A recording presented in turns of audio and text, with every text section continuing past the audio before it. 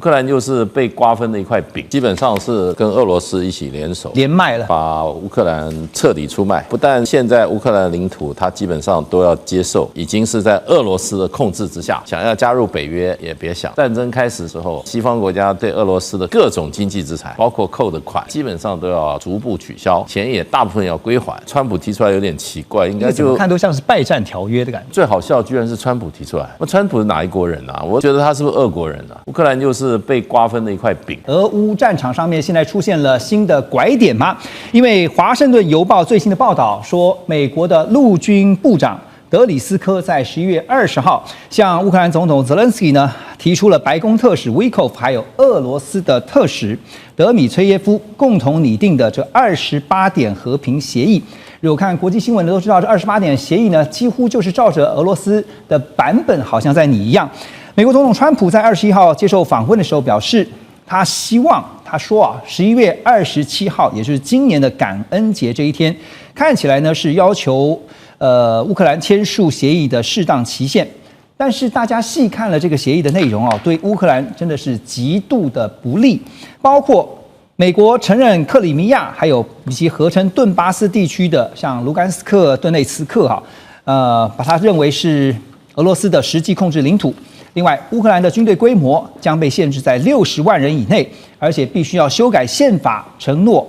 不得加入北约，北约也不得在乌克兰驻军。对于俄罗斯的制裁呢，则是会分阶段取消。怎么看，就是左边看、右边看、上面看、下面看，都觉得是对俄罗斯有利，而对乌克兰极度不利所以这28点和平协议也像是大家就戏称是川普是不是彻底的出卖了乌克兰？大师觉得？基本上是联手跟俄罗斯一起联手连麦了，把乌克兰彻底出卖。不但这个现在乌克兰领土，它基本上都要接受，就是已经是在俄罗斯的控制之下。不管你今天是就是说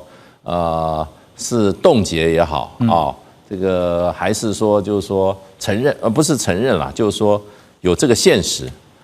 不过就是说乌克兰的俄罗斯在这些现在占有的领土上，乌克兰领土上，它的地位都不会受到挑战。对，而且乌克兰最初打这场战争，造成这场战争的最主要的原因第一个他们排斥这个歧视或者说虐待在乌克兰境内的恶意人士的这些作为都要取消。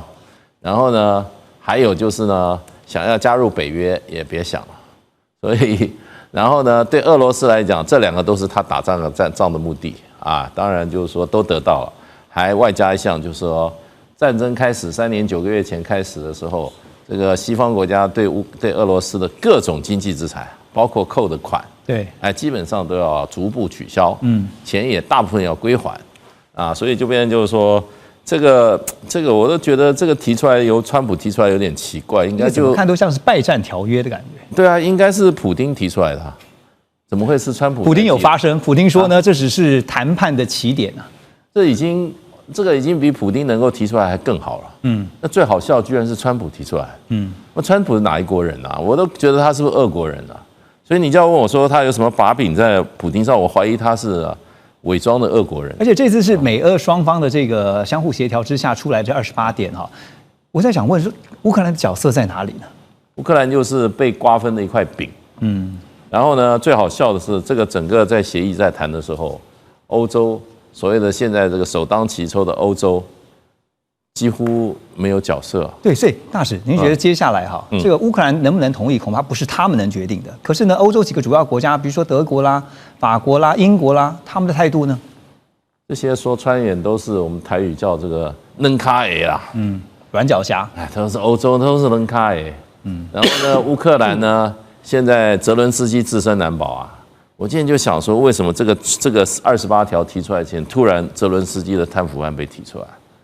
这个贪腐又不是今天才贪腐了，战前就贪腐，战中也贪腐，对不对？现在人赃俱获，然后人也跑了，哇，涉嫌1亿美金对，那你泽伦斯基还有什么好说的？对，而且已经给他一个下台阶的，这个签了以后。3个月就让你下台，你就可以走了嘛，对不对？你3个月你就要重新改选总统，所以这些条件对那个乌克兰讲是很苛刻啦。我觉得对泽伦斯基是给他一个下台的机会，对他很宽厚了，没有追究他的责任。可是那个案子已经拿出来了，随时吊在泽伦斯基上那把剑啊，达摩克里斯之剑，也就是他的贪腐案，随时可以治他。对，那现在就看你泽伦斯基啦。那欧洲目前为止都没反应，能卡 A 加 S 通通没反应。而且刚刚像大使讲说，泽伦斯基在这个28点协议提出之前呢，就是深陷到这个贪腐相关的一些案件跟争议，当然也使得呢，他会来自就欧洲刚刚特别提到的几个主要国家的这种强大压力。那针对这28点和平协议啊，像是法国的，还有德国，还有呢英国啊，这3个国家呢，也跟乌克兰的总统泽连斯基在通话之后啊，他们也先发表了一份共同的声明，指出说他们是欢迎美方为终结战争所做的努力，但是也重申说，这个任何牵涉到欧洲国家、欧盟、北约的协议都必须经过欧洲伙伴的同意，或者是在盟友之间达成共识。另外，欧盟执委会主委范德莱恩也强调，任何替乌克兰做出的决定都不能少了乌克兰的参与。可是刚刚我们看到，就没有乌克兰的角色啊，对不对？好，波罗的海3国的外长呢，日前才联名投书啊，到《金融时报》，他们提出警告，他们说大家要小心啊，因为俄罗斯绝对不会满足于暂时占领他国的领土。各界如果寄望于用土地来换取脆弱的停战，就是在重蹈历史的覆辙。但是我们都知道，其实从历史上面来看，本来就没有永远的和平这件事情啊。没错。所以聂老师怎么看这项协议真的能够，就算答应了，也不太能够保证是永久的和平啊？没错，东西没有永久的。你可以这个问了一个问题叫长久和平可以。我们都知道欧洲以前有多少的战事，光这个英国这个本岛英格兰 Scotland 打了多少战争，玫瑰战等等。北爱尔兰、南北也打了多少战争？光这个小地方打多少战争？这整个欧洲是到处打。可是现在的欧洲不太一样，它不是一个国家，它国不国、州不州的，很奇怪哈。它是欧盟，可是欧盟又不是全部的欧洲国家。我们先这样讲哈，就是，但我们要肯定一个东西，就是欧洲这个大陆啊，以前是一个战争大陆，真的到处打仗。可是现在是一个和平大陆，所以欧盟得过诺贝尔奖和平奖，在2012年，大家知道是欧盟这个区得和平奖，所以他们期待和平，因为他们现在是一个和平共处，甚至有所谓的申根签证，而开始走上了欧元区。当然，欧元区现在只有19个国家，当然大家都知道嘛，1999年开始只有11个国家，后来希腊变成12个国家，所以它那个星旗上是有12个黄色的星星，可一下加到19个国家。但重点是哈，那个欧盟国家到有几个？28点和平协议，那刚好28国，可是现在是27，因为英国它情何以堪？那我最大为什么都德国带领，所以它退出了。好，不管怎么说，27以前的28个欧盟国在一起的组织的力量够大，但也不够大。对，他们的分合到现在，这个欧洲以前算是老虎，现在是欧洲猫，所以说他敢讲多少话，所以刚刚说好像也不太有反应，但还是有一点反应，就是后来讲的这几句话嘛，就是说你不要自己你来决定我们的事，来我们欧洲应该要经过我们欧洲伙伴的同意。第二个呢，我们不能少了乌克兰，可是你要知道乌克兰角色又很奇怪，虽然土地很大，经济也不差，军事力也还可以，重点是乌克兰不是欧盟国。那您刚刚讲到后面那个说，他的俄国会不会雄心更大，会再去找那个波罗的海东边的3个小国？这将会有它的历史意义的。它是在2024年10个国家同时加入欧盟的时候的3个重要国家。这3个国家其实它的实力它虽然不大，他们的经济体不错，他们的经济所得不错，还有他们是所有的组织几乎都加入了，不管是IMF 啊、国际货币基金、对 UN， 甚至申根签证，甚至欧元区都是。但重点是还不至于俄国会去马上攻他。我必须讲，这一次呢，和平协议有一个吊诡的地方，就是其实啊，我觉得所有人人没有好人坏人，国家也不是好人坏人，就是我们看到媒体报道说俄国坏就一路坏下去，哪有？二战的时候其实俄国打赢了欧洲，不是美国所以你说俄国就这么坏吗？不是，因为俄国在师出要打有名的时候，有一个很重要的名称，就2件事：武器东扩，还有加入北约。如果大家回忆一下就知道，2021年是不是很多这种事情？到2022年初为什么会打上这一仗？就是因为你武器一直要东扩，一直要加入北约嘛，所以俄国才惹毛了。拜登就知道了情资消息说他要打乌克兰了嘛。他现在有什么理由打这个波罗的海3小国？还不至于。我就是想，就是不明白，就是说。波罗的海3国他们提出这个警告，表示说他们有很强烈的威胁感啊。可是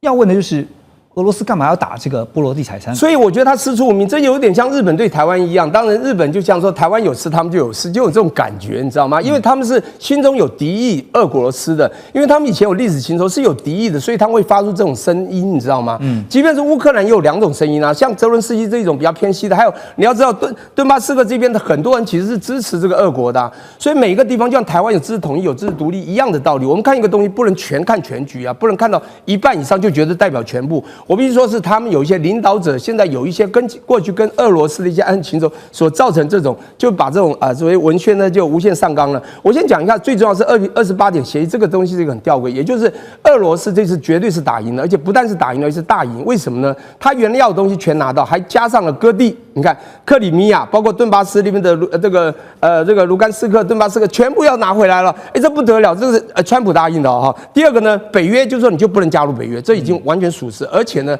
还现军呢，还加码要现军60万以下。对，还有一个很重要，你其他欧洲国家也不得在乌克兰驻军，我讲武器也没办法动过。你就不觉得他已经拿到了所有，还更加码了？还有一个，俄罗斯一路被美国或者号称他的民主联盟去限制他的所有经济制裁，请问这件事它里面有28有没有一个叫做经济的制裁？那么逐渐取消，你不觉得俄罗斯大赢吗？那当然，这个刚刚大师讲的，是不是川普跟他通俄门啊？是不是这个俄国共同来定这个？而且这次特使是哪里特使？俄罗斯特使，对，白宫特使，没有一个乌克兰的角色，就俄罗斯说了算。所以我觉得现在这个在国际氛围这蛮吊诡的，也就是乌克兰这次真输，俄罗斯这次算是打赢了仗。当然还有川普他自己的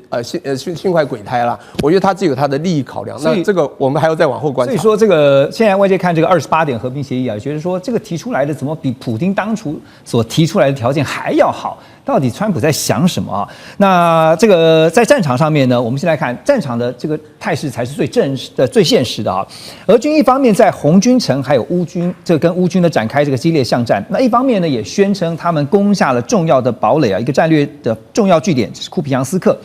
而在这个时候呢，也听到了法国总统马克宏，他虽然呢跟这个泽连斯基啊签署了合作意向书，也表示说呢，法国在10年内要提供乌克兰100架的标风战机，但是《华尔街日报》也报道说，不管是乌克兰还是法国啊，目前都没有足够的资金来支付这100架战机的订单。还有，你钱虽然给了，但是也要看东西做不做得出来。标风战机的制造商达梭航太现在他们自己都还有233架的订单是积压下来的，好，就是说出不了货，那挪不出产能来制造这多出来的100架援助乌克兰的战机。所以我们要说的是，提供乌克兰武器真是缓不济急啊！现在再不谈的话，恐怕就没有筹码了。所以这是不是也是川普他自己很急了，所以他必须要抛出这28点的和平协议的一个最主要的考量呢？那当然，这个28点呢，他为什么川普会提出？那当然有2个比较注意要去考虑到的。第一个是战况的疲惫啊，战况疲惫，因为想从2022年2月24号打到现在哦，你看打了2年多了，那当然每个都很累，而且美国更是很辛苦，而且川普呢每次说要停战，一直都没有停战啊，所以造成这战况是非常疲惫，他也疲惫，加上呢资源的撤走也是很大的因素啊，所以他特别要求在28点里面特别要求到我们注意到有一个是限制他的军队的一个规模，乌克兰，然后第2个是放弃加入这个北约。第3个是承认这个部分领土的现状等等哦，那这些那其实当然你刚刚提到说那个皮克扬斯克它的一个巷战啊，还有城市攻防战等等，其实已经我看他非常之辛苦，那给乌克兰现在其实非常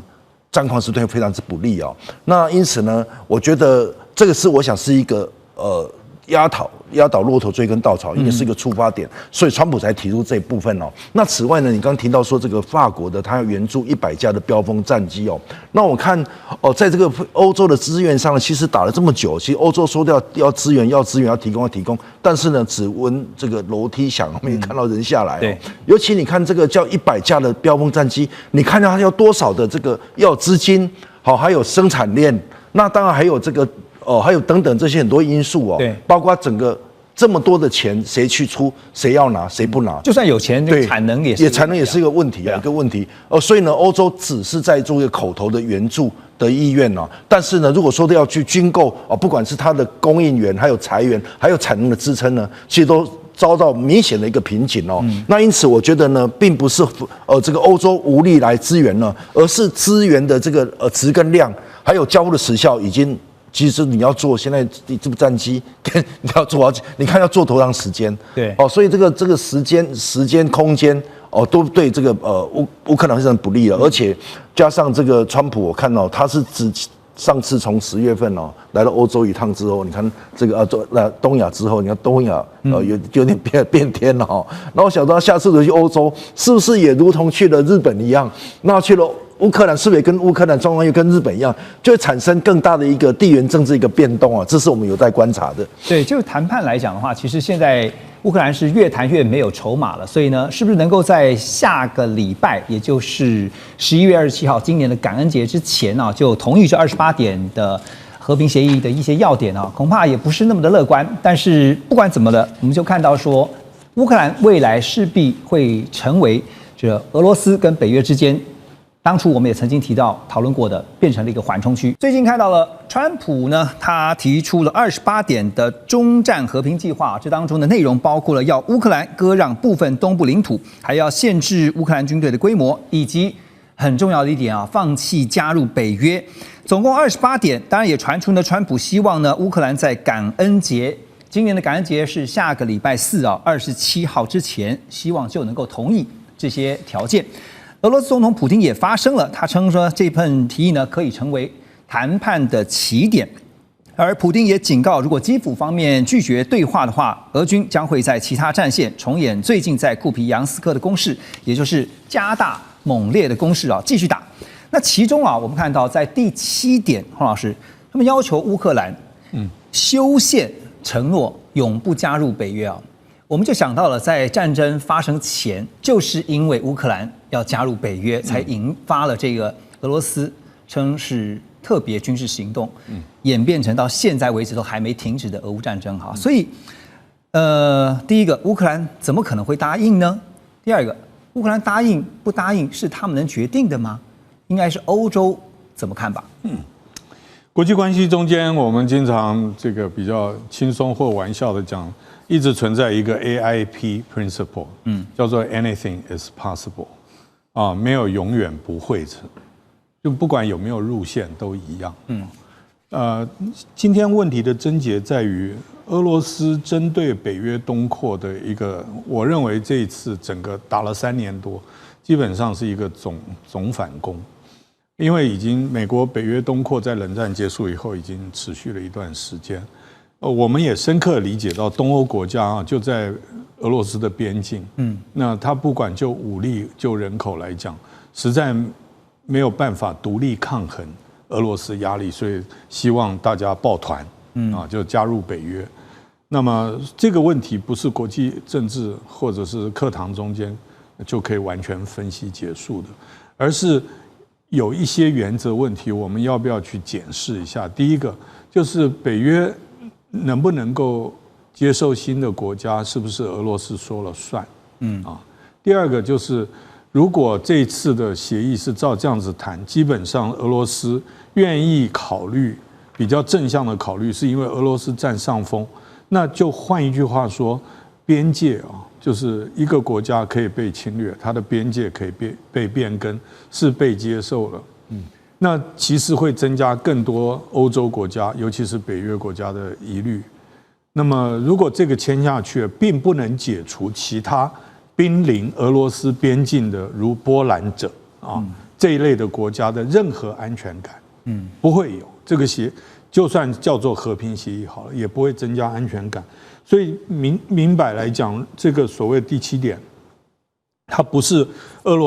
乌克兰的 membership， 就是乌克兰能不能够成为北约国家之一的单一问题，而是整个北约的原则，整个战后的秩序，欧战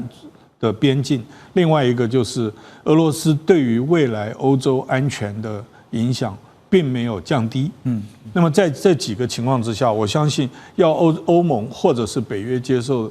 的情况之下。即使乌克兰同意，可能北约跟欧盟都会有很强烈的意见。对，所以北约跟欧盟的态度接下来会是如何？因为发现在当中，其实从文字里面你可以发现是普丁他其实说这是个起点，其实他在定锚，就是说这个只是基本条件。所以永不加入乌克兰，因为我们之前也曾经讨论过说，如果真的没有办法永不加入乌克兰，起码30年、50年哈。可是普丁就直接告诉你说，这个永不加入乌克兰只是个起点哈，其他几点、27点都还算是可以继续谈的哈。所以杰仲老师怎么看啊？因为现在乌克兰能不能决定，恐怕不是他们自己说了就算了哈。现在对于整个欧洲来讲，其实是一个很大的威胁了。我坦白讲，我觉得如果真的协议的内容是金融时报目前已经刊登的来讲，我觉得俄罗斯算是相当程度算是大胜。而且华府真的有点很多的条文真的有点欠缺考虑。比如说刚刚提到的乌克兰宪法中明定不加入北约，北约在章程中不加了。其实北约要不要接受新会员国是必须要一致决，是一致决。所以只要美国表态反对，就不会。但是你现在把这些条文放进去，坦白来讲，第一个，北约其他国家能不能接受？因为你事先没有跟北约其他国家讲。第二个，泽伦斯基就算能不能做得到？所以这个条文放进去，其实是让这个协议可能在以后在执行上会出现问题。第二个就是所谓领土的问题，他明白表示是说，视为事实的领土，美国也将承认。对，坦白讲，这个写法从谈判来讲，对美国不利，因为它其实有另外一种表述，就是我就是停战线停火，那只要俄罗斯履行了停火协议的话，我开始做关系正常化，而不去碰这个领土的问题，其实就是南北韩现在的状况嘛。所以从这样的迹象来看，是不是就照着俄方就是普丁这边当初的一些要求，几乎就是比照办理？而且成立俄美联合安全工作小组，负责监督协议执行。美国跟俄国来监督协议执行。对，乌克兰的乌克兰角色在哪里？乌克兰根本没在哪里？欧洲角色，对啊，欧洲角色也没有。不只是乌克兰变成是这个菜单上面的菜，连欧洲都差一点。而且我现在很担心这个协议到最后可能就算签了，可能马上会出状况。因为第一个，如果乌克兰政府接受，那以后乌克兰的中央政府一定就会变很弱势。对。然后而且在2014年其实就签过明斯克协议，但明斯克协议为什么后来无法执行？各地的那种民兵团体是各地的民兵团体所造成的一个影响。所以我觉得这个协议签下去，就算真的签下去，是不是能够解决问题？我觉得搞不好过一阵子，马上俄乌边境又会再有新的。而且从这个当中，是不是可以看得出来，川普对于结束俄乌战争的一个急迫性哈？那明老师，因为我们看到美方现在提出的担保包括什么呢？如果俄罗斯未来又再入侵乌克兰，美国除了会采取果断而且协调一致的，他说军事回应之外，哈，也会恢复所有对俄罗斯的全球制裁，而且撤销新领土的承认以及和平协议所有相关的其他利益。话讲的虽然这么狠啦，但到时候执行上面恐怕的效率是有多高？所以您怎么看哈？现在就是看乌克兰跟欧洲也可以不接受，那不接受的话，普丁也说了，那么我们就继续加大攻势哈，库皮扬斯克就摆在眼前，我们就继续打。那接受了，至少退而求其次，可以换取暂时的和平啊，但是绝对不可能是永久的和平，因为从历史上面我们来讲，从来没有永久的和平嘛。俄乌战争到底在接下来会出现什么样重大的进展吗？来，我们来看的是美国总统川普哈，他最近的发文被白宫转发，这是白宫的网站转发了川普的 Truth Social 的贴文啊，特别强调的就是说呢，在下个礼拜五8月15号，川普要和俄罗斯总统普丁呢在阿拉斯加州来会晤啊。就川普呢，就告诉媒体说哈，因为他看到很多人现在不断在死去中丧命了，所以呢，我认为我们已经非常接近能够达成和平，而潜在的协议将包括一些领土交换，这有利于两国。到底是哪两国？是俄乌还是美俄呢？当然，他指的是俄乌双方。好，双普会之前呢，这个负责美俄双方高层来协调的这个人士呢，也表示说，决定双普会就已经排除了泽伦斯基参加的可能。那么《华尔街日报》呢，也引述了欧洲还有乌克兰的官员说法，就报道说，普丁日前就向川普政府提出了一项全面停火的提案，要求基辅做出重大的领土让步，而且要推动全球都承认俄罗斯在领土上的主张，用这样的一个交换来换取停火、停止战争。那普丁呢，是向前往俄罗斯这次去交涉的美国特使Witkoff传递了这个提案，那总之呢，就是普丁要求乌克兰必须要交出东乌克兰这个顿巴斯地区啊。我先请教靖哥的是，这个地点，当这个地点一被公布的时候，大家觉得很意外啊，因为通常来讲都是选在第三国，可是选在阿拉斯加州，然后美俄双方双普会要谈啊，两国元首地点这件事情怎么看？还有您觉得会谈出个什么实质进展吗？干坏事啊，在哪个地点都可能会一起干坏事。你预备把别人给出卖啊，对不对？到哪儿都可能。因为重点是出卖的。对，雅尔达布就把我们给出卖嘛。所以地点没有关系。但是呢，这里头最可怕的事情就是说拿出领土交换，这个颠覆了从2次大战联合国宪章开始建立了国际法的原则。联合国宪章非常坚持的一个就是说，所谓征服就是并吞 subjugation 是非法的领土。这个事情万一真的给它达成了之后，你想想看嘛，我们现在有多少的国际争议都是人家占了他的领土，但是他没有办法实际上去达成最后的妥协，克什米尔，对，或者西岸，或者加萨，对不对？这个你可以列出一个很长的清单。那为什么是能够这个就是悬而不决？就是因为大家没有谈妥。所以我觉得他们不要务实，觉得最后能够达到和平协议，他们能够达成停火就已经不得了了。而且呢，这种这个你假如一开始就是领土割让作为这个条件，你应该这个是循序渐进。第一个应该先停火，停火才能继续谈后续的，否则的话你就直接跳回到丛林法则，这个对于整个全世界会大乱的。那所以大乱的话，现在就是如果今天因为围绕在这个领土问题，这兹事体大哈，结果我们现在看到的是泽伦斯基根本没有被排除在内，但外界也都觉得说，对不起有的人是在饭桌上，有的人是躺在饭桌上的菜盘盘子里。对啊，有人在菜盘上，有人在饭桌边呢。这就是一个非常残酷的国际现实。那如果美俄双方真的有进展，如果能谈定的话，乌克兰包括泽伦斯基就是配合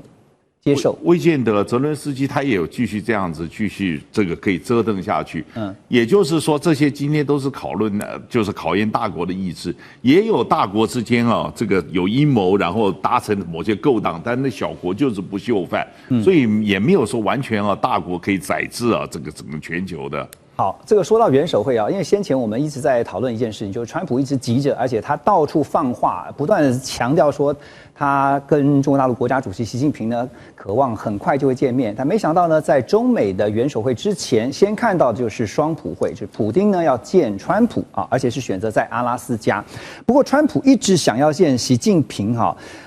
在这个消息就是说双普会传出的同一时间，也看到一件事情，就是俄罗斯的总统普丁。他就先跟中国大陆国家主席习近平有一段通话，双方呢也特别针对了乌克兰的局势还有美俄关系先交换意见。而在这个通话之后，普丁特别强调一件事情，他说不论国际局势怎么变化，俄中全面战略协作伙伴关系都会保持稳定。所以外界的分析是先表个态，表示说不管这个普丁见了川普之后呢，其实俄中之间的关系是不会有什么改变的，不会让美国见缝插针的。大陆的央视新闻也报道说，普丁在电话当中特别向习近平说明说，俄方对俄乌战争目前对这个局势的看法，还有分享呢跟美国之间沟通的一些进展。但是就是强调那句话，俄中全面战略协作伙伴的关系不会改变。好，其实国际上面这个谈判常常就会看到都是在交易。我想问倩姐的是，川普当时用俄罗斯当筹码，跟乌克兰要到了稀土，他拿到了稀土的开采的这个权利，但是现在他会拿乌克兰去跟俄罗斯谈什么？他要俄罗斯的什么呢？当然，他在这个过程中间已经跟俄罗斯做了非常多轮的谈判了。譬如说，他每一次谈判中间隐含的是要压迫乌克兰接受现在的结局的时候呢，跟俄罗斯谈到了未来的权利，就是世界权力的分配，谈了未来的包含了高阶的战略武器、核武器等等将来的控制，他其实有非常多的在讨论。但是我觉得我们下面一个要问的问题是说，美国跟俄罗斯会不会变成一个真正紧密的朋友？当然。在2次世界大战，我们都知道雅尔达密约的时候是把它当成紧密盟友的，甚至出卖了中国的利益啊。当时他是把它当成西方列强的一部分。但是最近从乌克兰以来，如果你是一个被家暴到打得遍体鳞伤的女人，你会不会相信那个家暴你的那个男人不会再做？相信。在对于俄罗斯这一轮的制裁是非常非常严厉的。所以现在说甜言蜜语说咱们2个一起来去对抗中国，你要不要相信这个家暴你的男人？我觉得这是俄罗斯一定会在他的整个的政治跟人民中间呢产生的一种怀疑。另外，俄国跟中国的关系是一个患难的交情，曾经有这么多的冲突啊，我们大家都记得，无论是珍宝岛啦，或更早以前有各种的冲突，江东64屯，从历史上啊有很多的冲突，但是在这些年来，从石油天然气往远东，当西方完全限制你的时候，除了借着印度买了一点以外，往远东走是一条路。另外呢，整个经济体，俄罗斯的民生工业是很差的，中国大陆协助了它的民生工业，协助了它在世界上的财务交换，也就是说所有的货币啊、财务啊这些交换呢，也都是跟中国息息相关。所以你在患难中的这个朋友，现在会不会因为曾经家暴你的那个渣男，回头说，咱们2个一起联合起来去对付他，你就完全改弦易辙？我觉得是一个大问号。最重要的是还有一点，中俄海上联合军演刚刚结束啊，对，那个海上军演的重点是海上战略通道，当然就是台湾海峡啦这一系列战略通道。另外一个是西太安全的威胁。那西太安全的威胁来自哪里？当然是来自美国最近一段日子以来对于中国的战略上面的对抗形势嘛。那所以西太战略的安全跟海战略通道是最近刚刚才完成的，而且这次还增加了大量的潜舰上面的合作。反潜、深海救生、防空跟那个对海作战，都是在预备一个将来万一有军事冲突的。所以一边是经济上面合作这么紧密，一边是在预备可能有的军事冲突上面的联合作战。那么这2个都在继续往前走，所以我认为他们说的俄中全面战略协作伙伴关系的会保持，不是一句空话而已。事实上，我们看最近所发生的事情是正在积极的进行的。的确，这个国际啊。习近平其实有透过新华社通稿，就是说肯定就是美俄2个能够谈，能够把这个话讲出来，就是对自己很有自信，很有自信了。其实已经不言而喻了。而且讲到说国际互信是关键啊，这个有时候看到是主事者的人格特质啊。如果其他人就算了，那川普的话确实让人家觉得常常讲话反反复复的啊，今天是这样，明天是那样，那怎么可能会建立一个强的信任基础？俄罗斯现在之所以能够持续的战斗，那当然也是因为它经济上呢不用担心它的财力啊，因为它有这个石油输出啊做这个财力的支撑。而俄罗斯的石油买家，包括像中国大陆也有这个巴西，还有呢印度都是。说到了印度哈，最近川普就对印度买俄罗斯的石油大感不满。白宫官网呢甚至还公告了川普的行政命令啊，宣布印度因为直接或间接进口了俄罗斯石油，所以呢要对印度卖到美国的商品再加征25%的关税，然后呢，预计在宣布后的21天开始生效。原来的印度的关税是25%，好了，现在再加25%，就变成50%了啊，高过美国几乎所有的贸易伙伴。你真的觉得这个关税真的好像是川普的这个随便讲的这个玩具一样哈。好，那所以呢，这个50%是高过于现在就是仅次于中国大陆目前被课征的55%，但因为现在中美之间是因为暂时搁置哈，对，所以川普他甚至还表示说，他到时候要看接下来的情况发展啊，他也有可能会宣布对中国大陆加征更多类似先前对印度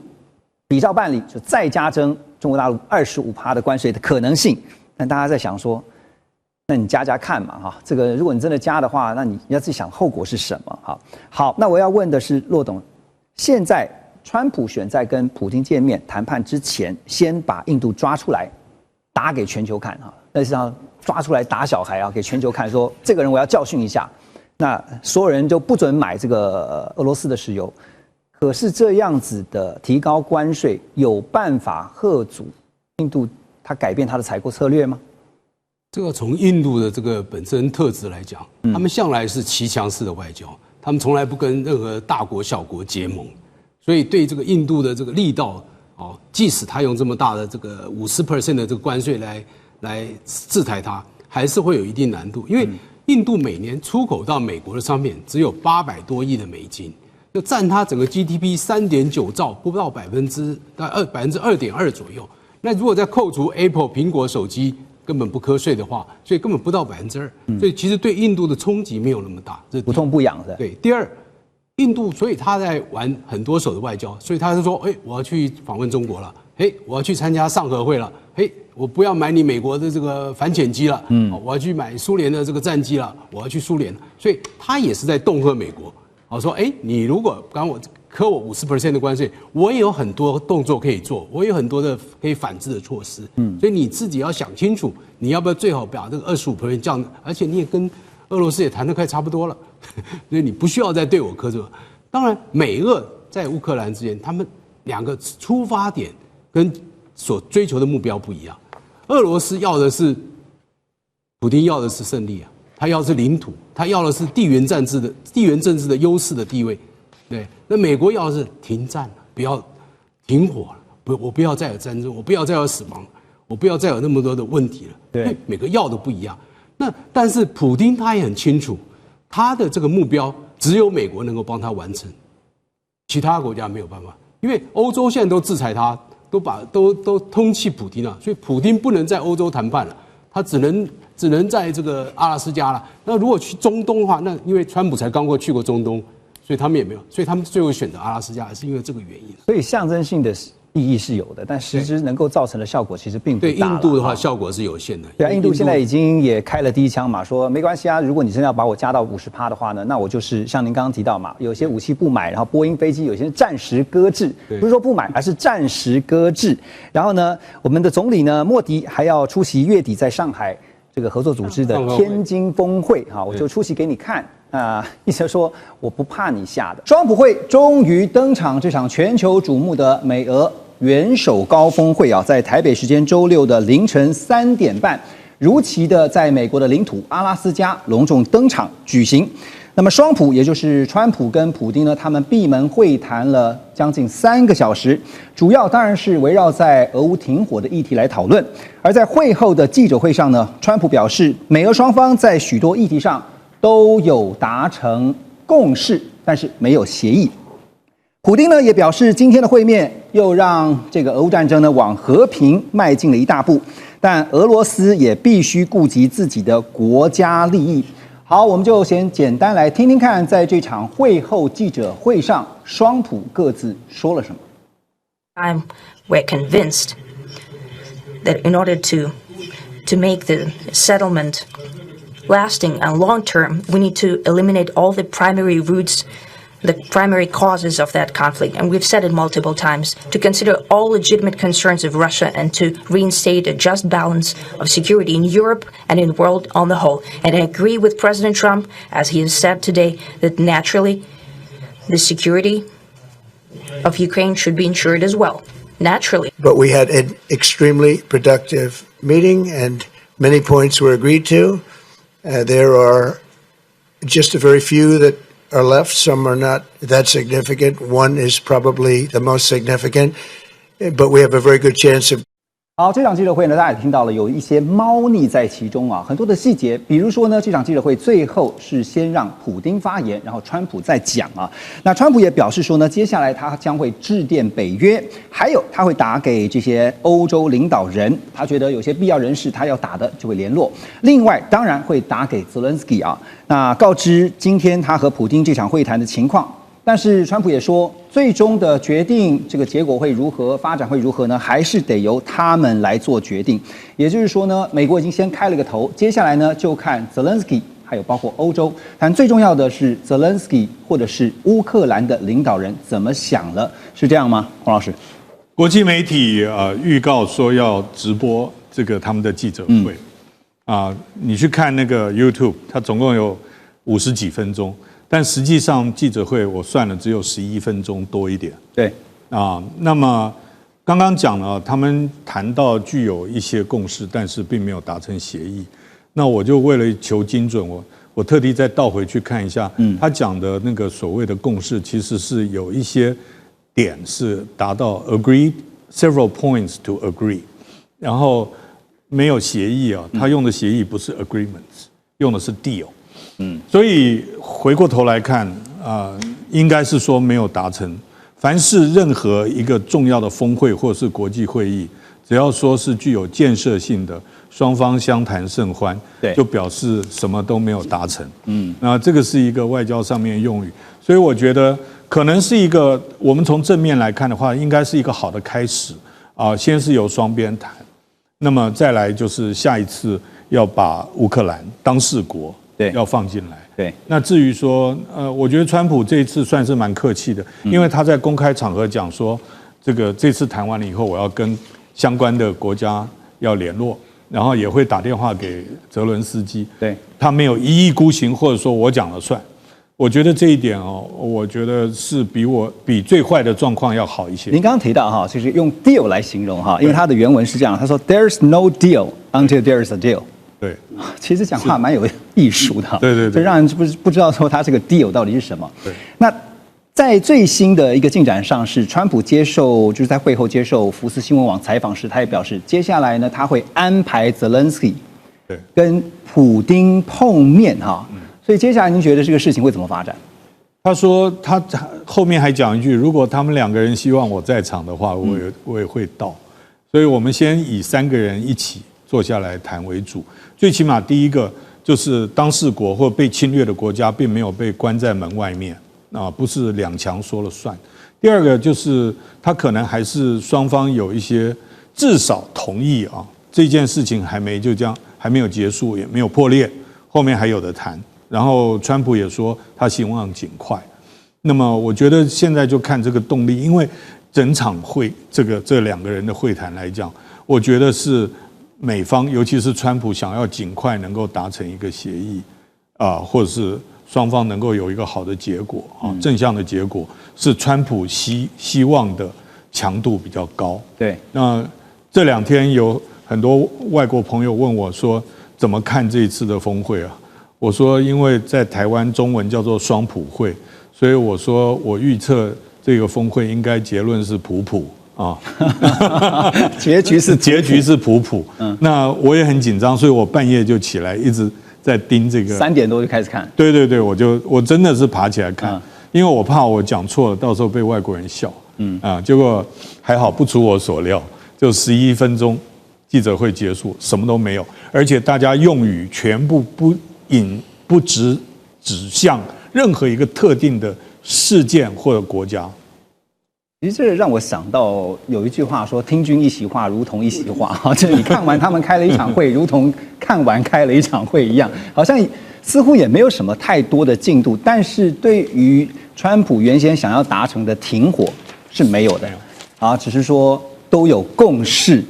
OK， 那当然这个外交大战呢，当然有很多的铺陈比如说呢他们一直在强调说双方都有达成共识，而且呢也希望乌克兰这边呢不会阻挠这个继续结束战争的进程。另外也看到这些细节呢，包括像是普丁他到阿拉斯加的时候，他下飞机的时候，你知道川普是先在红毯上面等待着，然后呢拍手欢迎普丁。那另外呢，在2人握手合影之后呢，一起走向红毯，然后呢在会前先接受了这个媒体的拍照，之后呢就进行闭门会谈。那么这一次负责俄乌战场上面的这个就是俄罗斯的防长绍伊古大家看到并没有出席。另外像是曾经在 X 平台警告川普说呢，其实别忘了俄罗斯拥有强大力量的，就是俄罗斯联邦安全会议副主席梅德韦杰夫，他也没有太多的发挥空间。象征的好像是这个俄罗斯方面在释出善意。普丁这次去阿拉斯加是带着很多位的财经官员一起陪同，而且他在会后记者会，他特别提到了美俄在经济啦、科技有很多领域是可以合作的。普丁的助理也透露说，这一次的会议除了解决乌克兰的危机，俄罗斯方面也寻求和美国和解之后所能够带来的经济效益那对照最近这一周来看，欧洲天然气价格一直维持在一个狭窄波动的区间。请教副院长您觉得普丁最希望是透过美国的这个力量，最先达成俄罗斯在经济上哪些实质的帮助？是因为这个当然有一些经济的效益可以作为外交谈判的筹码了刚刚那个介正说他提到说，川普跟这个普丁是这个结果是普所以可能等到川习会，川普跟习近平会让大家得到喘息或者是题外话第一个是经济效益可以得到外交的谈判筹码第一个是当然俄罗斯现在希望第一个就是整个的一些比如说稀土的开采特别是这个在俄罗斯占领区的乌克兰境内有大概 10% 的这个锂矿第二个就是一个所谓的阿拉斯加天然气的一些开采这个共同开采。第三个就是一些解除部分的航空零组件设备的一些管制第一个就是锂矿，当然但 10% 是很大的诱因。第二个是呢，因为这个比如说阿拉斯加原油，它是介于阿拉斯加跟这个叫什么？跟这个西伯利亚还是是俄罗斯境内大概是一个白令海峡之间有个广大的这个大概13%的全球的石油的一些储备，所以这是一个川普能提出来一个经济的王牌这是一个很大的一个利多第三个就是解除这个航空的管制因为美国这个对这个航空零组件跟设备的管制，造成了这个俄罗斯很多的民航的一些设备老旧，甚至安全的一些顾虑。如果有些零组件进口的话，第一个会对它的这个安全会有得到好处事实上，它可以重整它的一些机队对它的安全是有好处。第二个是呢，波音也可以得到很多的一些出口的机会，对波音来说也是一个利多。所以这个看起来就是一个有点是这个在地缘政治跟这个一些经济力里面做一个寻求一个平衡。那后来还有重建，对不对？重建也是一块非常大的，是，这个重建也是一个很大的商机。这个因为不过这里面重建就要欧盟、还有这个俄罗斯、还有美国都要介入，甚至乌克兰也想自己也要花一点这个一些利益的空间，才会有机会这样子。就是美欧俄在重建上面，大家都就是吃肉，然后呢，其他人就是喝汤，只要能够得到这个重建的饼就好了那当然，这个刚刚特别提到说，普丁特别强调，在美国跟俄罗斯之间可以去想未来有些经济科技上的合作，但怎么合作呢？我们先讲一件事情就是在之前曾经到台湾来访问的日本前任陆上自卫队的幕僚长叫盐田清文，那他的职务相当于陆军的参谋长，是陆上自卫队最高阶的干部。他也表示说呢，俄罗斯在俄乌战争爆发以后，虽然说遭到西方国家禁运半导体这些相关的先进科技，可是呢，也看到中国大陆虽然没有提供武器上的支援，但却提供了大量的半导体晶片，还有各种军民两用的装备给俄罗斯像这个标枪反装甲炸弹，还有这个海马斯火箭、无人机，在这个俄乌战争都扮演重要的角色，而这些武器里面呢都有半导体。所以外界可能以为说这武器系统里面的半导体是非常先进的半导体，但其实并不是那这些半导体晶片大概都是在45奈米到250奈米的晶片都不算是最先进、最先端的晶片。所以俄罗斯对中方晶片的需要跟依赖程度，在这件事情上面怎么看？徐博。基本上依赖度一定是很高的啦。其实，在过去这30-40年里面，那个台湾投了非常多资源在半导体嘛，但相对的中国大陆就投不多，那最近才开始追。那俄罗斯我相信投的一定是更少，所以他们对于中国大陆的这个晶片的依赖程度一定是很高。那大家都知道，所有的这些电子产品里面没有半导体，基本上就不能用。那军用的东西呢，坦白说，确实不需要最先进的制程。通常是处理器会用比较先进的制程，那譬如说你无人机一定要有个处理器嘛，执行这个作业系统、追踪啦、软体辨识啦，飞弹一样里面会有个处理器，计算弹道啦，甚至说影像辨识这一类的，是比较先进。但通常就像你刚刚说的，大概45奈米，或者甚至 maybe 好一点到20奈米也就够了。那另外，大部分在武器系统里面用的电源的基体电路或者是其他这个射频的基体电路，那个其实真的都是成熟制程就够。对。但是不管哪一种，目前俄罗斯看起来确实就是没有相关的这个晶圆厂提供足够的产能。所以我相信，他们双方如果达成协议，然后接下来放宽了管制。那当然，这个中国大陆就可以提供更多相关的晶片，这个确实对中国大陆的厂商是一个利多。那事实上呢，中国大陆过去这一段时间发展晶片非常积极，他们的目标之一就是要内需，因为过去他们大部分的晶片其实是进口的，那现在开始要国产替代，那现在本来就已经供不应求了，那现在再加上这个将来俄罗斯可能的需求，所以我相信对大陆半导体产业应该是利多。